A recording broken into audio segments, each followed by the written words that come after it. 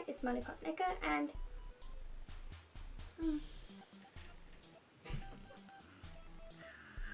I didn't sleep a wink last night, as usual. Yeah, I don't sleep. Ever. Well, I mean, I do obviously do sleep, but on a very, very, very small basis. I'm lucky to get about 10 hours at most a week, which is obviously 10 hours is supposed to be the time I get a day, but obviously if I'm only getting about a week, I'm what you would call an insomniac. I've struggled with my sleep since I was very young, like when I was a baby, and I just never slept. And obviously babies, you're lucky if you get your baby to sleep, ever. But yeah, I was bad. I never slept at all, and yeah, I would get quite ill from it. A few years ago, I actually then started getting worse, where I was actually in the middle of undergoing my GCSEs, starting my GCSEs in year 9, and I started falling asleep in class, which I never used to do, but now I do a lot. I found this when I was in chemistry, and it was always chemistry because it really bored me. But either way, I just thought it was one of those boredom things, and then it was every other lesson, and then it was lessons I actually enjoyed. I was like, why am I sleeping? I enjoy this! Because it's school. But it's good, I like this lesson a lot. Why is this happening? Ooh, you might be having sleep problems. I only had 1 hour's sleep. Oh, so you get where that's going. So yeah, year 9 going into year 10 got worse, especially through chemistry. I think what was worse is my teacher let me. If you are a teacher or you have fallen asleep in class, you understand that when you fall asleep, within seconds your teacher's like, wake up! And it's on the table all comfortable and you got dribbles, and it's just, and then it's just a, okay, I'm sorry. No, with me, this teacher, I won't name her, but she just kind of left me to it because she did wake me up a few times and I was so horrible to her. I was like, I haven't slept for weeks, leave me alone, just let me sleep. And she felt so sorry for me, she just let me sleep. And then I failed my GCSE in additional science.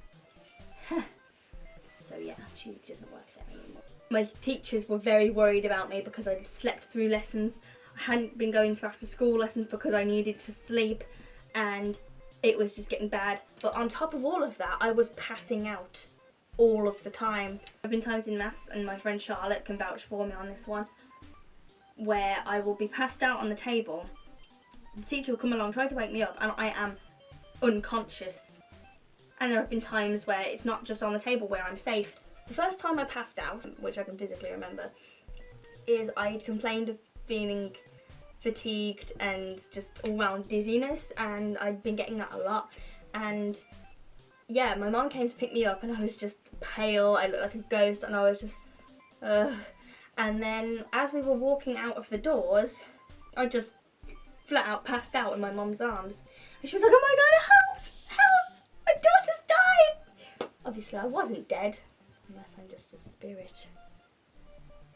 But yeah, so that was my first time passing out. That was on a Monday. She sent me in on the Wednesday. I passed out again, hitting my head off the side of my maths wall while waiting for lunch.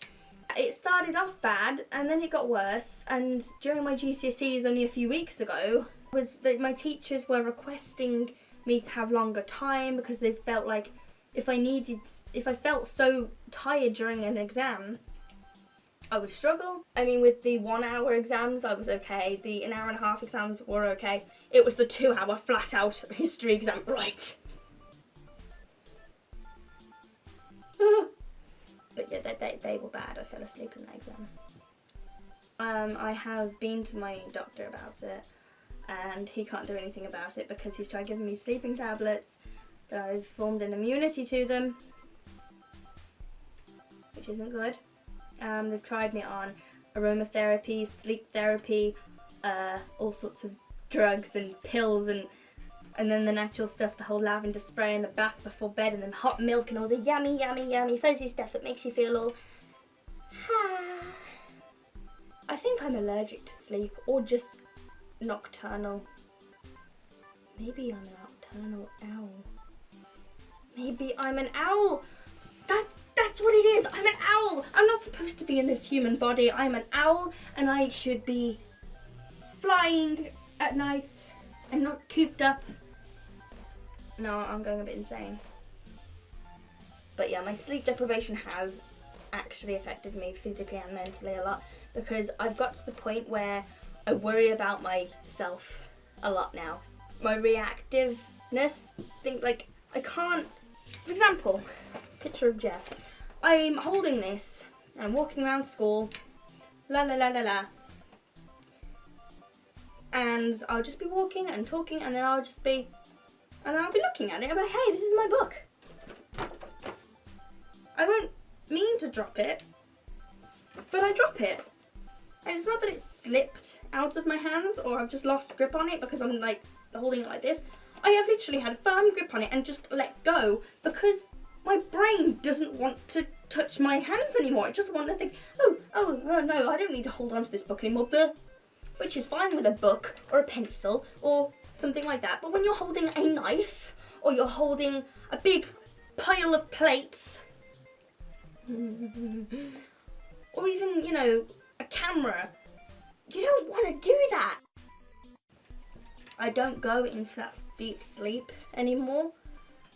You know, like when you're kind of drearing off and you're dozing off and it's just, and then you close your eyes and relax and sleep, and then you're kind of conscious of what's going on, but you're asleep, and then you go into that where you're practically unconscious for hours. I don't do that. So I'm an extreme light sleeper when I sleep, and because of my paranoia, I don't feel like I can sleep, so it's kind of like I'm afraid of sleeping. I'm afraid of sleeping as well. Wow. So yeah, it's my insomnia story.